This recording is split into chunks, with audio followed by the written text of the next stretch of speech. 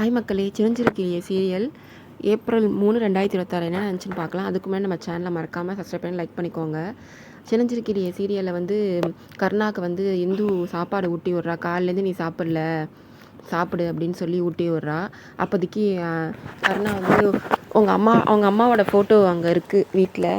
அதை பார்த்துட்டு உனக்காச்சும் உங்கள் அம்மா வந்து எப்படி இருப்பாங்க அப்படின்னு சொல்லி உனக்கு தெரியும், ஆனால் எங்கள் அம்மா எப்படி இருப்பாங்கன்னு எனக்கு தெரியாது அப்படின்னு சொல்லி வருத்தப்பட்டு பேசிகிட்ருக்கான்.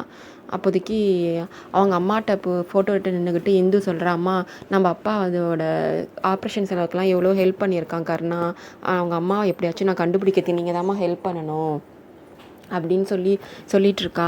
அப்போதைக்கு அவளுக்கு ஐடியா வருது. அவங்க அம்மா ஞாபகமாக வந்து அவன்கிட்ட இருக்க அந்த செயின் மட்டும் தானே நான் சொல்கிறான்.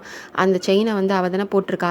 அதில் இருக்க சிம்பிள் இருக்கிறத பார்த்தா எந்த கடையில் வாங்கினதுன்னு தெரிஞ்சுக்கலாம். அதுலேருந்து ஏதாச்சும் க்ளூ கிடச்சி அவங்க அம்மா பற்றி தெரியுதான்னு நம்ம பார்க்கலாம் அப்படின்னு சொல்லி அவளுக்கு வந்து அவங்க அம்மாவை கண்டுபிடிக்கிறதுக்கான ஒரு யோசனை வருது, கருணா அம்மாவை. உடனே காலைல விடிஞ்சதும் ஏந்திரிக்கிறாரு கருணா. ஏந்திச்சிட்டு அவங்க சட்டையை பார்த்துட்டு அதை கொண்டு போய் குப்பை தொட்டியில் போட்டுட்டு குளித்து முடிச்சுட்டு போகிறாரு. கிருபா பார்க்குறது வேலைக்கு போய் அவங்க எல்லாம் நின்றுட்டுருக்காங்க. கிருபா, திவாகர் அப்பா எல்லாம் நின்றுட்டுருக்காங்க.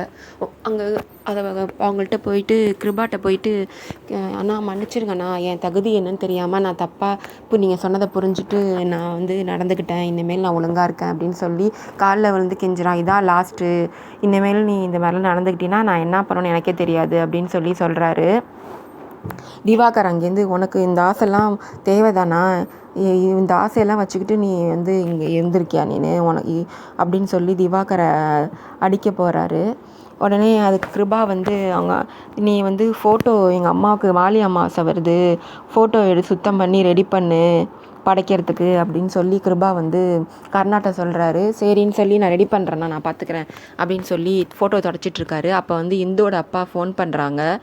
இது மாதிரி மாலி அமாவாசை வருதுமா, அம்மாவுக்கு வந்து தவசம் கொடுக்கலான் இருக்கேன், உங்களுக்கு கல்யாணம் ஆகி ஃபஸ்ட்டு அம்மாவுக்கு கொடுக்குற தவசம் நீங்கள்லாம் வரணும் அப்படின்னு சொல்லவும் பக்கத்தில் மாப்பிள்ளை இருக்காரா அப்படின்னு கேட்குறாரு. இருக்காருப்பா அப்படின்னு சொல்லி அவர்கிட்ட கர்நாட்டை கொடுக்குறா இந்து. இது மாதிரி நீங்கள் வந்துடுங்க மாப்பிள்ளை, நாளைக்கு வந்து தவசம் கொடுக்குறோம், நீங்கள் கண்டிப்பாக வரணும்னு சொல்லவும் சரிம்மாம்மா நான் வந்துடுறேன் அப்படின்னு சொல்கிறாரு கருணா.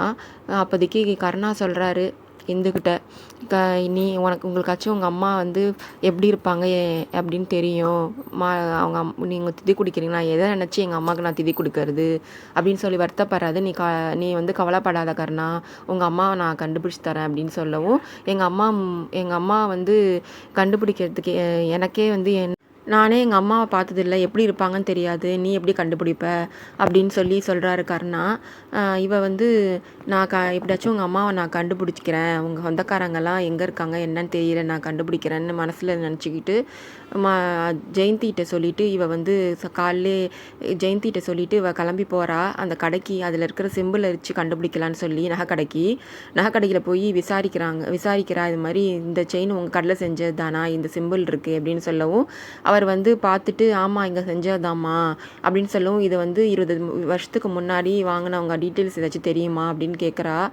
இது வந்து ரொம்ப ரேராக நாங்கள் 20 வருஷத்துக்கு முன்னாடி 5 பேருக்கு தான் 5 மாடல் தான் செஞ்சு நாங்கள் வந்து விற்றுருக்கோம், இருக்கான்னு தேடி பார்க்குறேன்ட்டு போய் அவர் 5 அட்ரஸ் மட்டும் எடுத்துகிட்டு வந்து தராரு. இந்த 5 அட்ரஸில் வந்து இங்கே சுற்று கிராமத்து பகுதியில் தான் அவங்க இருப்பாங்க, கேட்டு நீங்கள் தெரிஞ்சுக்கோங்கன்னு சொல்கிறவும் ரொம்ப சந்தோஷமாக அந்த அட்ரஸை தேடி போகிறா.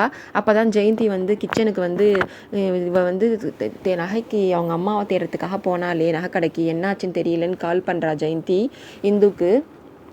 இந்து வந்து அக்கா இந்த மாதிரி 5 பேர் அட்ரஸ் கொடுத்துருக்காங்கக்கா அந்த நகை வாங்கினவங்கன்னு சொல்லி, நான் அவங்களாம் தேடி போகிறேன் விசாரிக்கிறதுக்குன்னு சொல்கிறா. இதெல்லாம் பார்த்துட்டு ஜெயந்தியோட தங்கச்சி வந்து, ஜெயந்தி எங்கே போனாக்கா காணும் இந்துவை, இந்து அப்படின்னு கூப்பிட்டுட்டு வரா. எங்கே போனால் உனக்கு என்ன, இந்துவை தேடிட்டு இருக்க நீ அப்படின்னு சொல்லவும், அக்கா இதுக்கு நம்ம இந்துவை கேட்டால் டென்ஷனாக வரா, இதில் இருக்குது அக்கா ஏதோ நம்மளை மறைக்கிறா அப்படின்னு சொல்லிட்டு யோசிச்சுட்டு போகிறா. இந்து அட்ரஸ் தேடி அட்ரஸ்ஸு இவங்க தான் ஃபஸ்ட்டு விசாரிக்கிற வீடு அப்படின்னு சொல்லி இறங்கி வண்டியிலேருந்து ஒரு பாட்டிக்கிட்ட விசாரிக்கிற. அவங்க பூட்டிகிட்டு இருக்காங்க கதவை. உங்கள்கிட்ட கொஞ்சம் ஒரு விஷயம் கேட்கணும், இந்த 20 வருஷத்துக்கு முன்னாடி இந்த வீட்டில் யார் இருந்தாங்கன்னு அப்படின்னு அந்த பாட்டிகிட்ட கேட்கும்போது அந்த பாட்டி சொல்கிறாங்க, நான் அர்ஜென்ட்டாக ரேஷன் கடைக்கு போகிறேன் போகணுமா, போயிட்டு வந்து சொல்கிறேன் அப்படின்னு சொல்லவும், ஒரு 10 நிமிஷம் இருங்க அப்படி, நான் 2 நிமிஷத்தில் நான் கேட்டு போயிடுவேன், நான் வந்து சென்னையிலேருந்து வரேன் அப்படின்னு சொல்கிறா. என்னம்மான்னு கேட்கவும், இந்த மாதிரி செயின் வந்து நீங்கள் 20 வருஷத்துக்கு முன்னாடி வாங்குனீங்களா அப்படின்னு சொல்லி இந்த செயினை காமிச்சு கேட்குறா. ஆமாம் வாங்கினேன் அப்படின்னு அவங்க சொல்கிறாங்க. அதோட இந்த எபிசோட் முடியுது. வரப்போட எபிசோட் என்ன நடக்குதுன்னு பார்க்கலாம். பாய் மக்களே, நம்ம சேனலை மறக்காமல் சப்ஸ்கிரைப் பண்ணி லைக் பண்ணிக்கோங்க.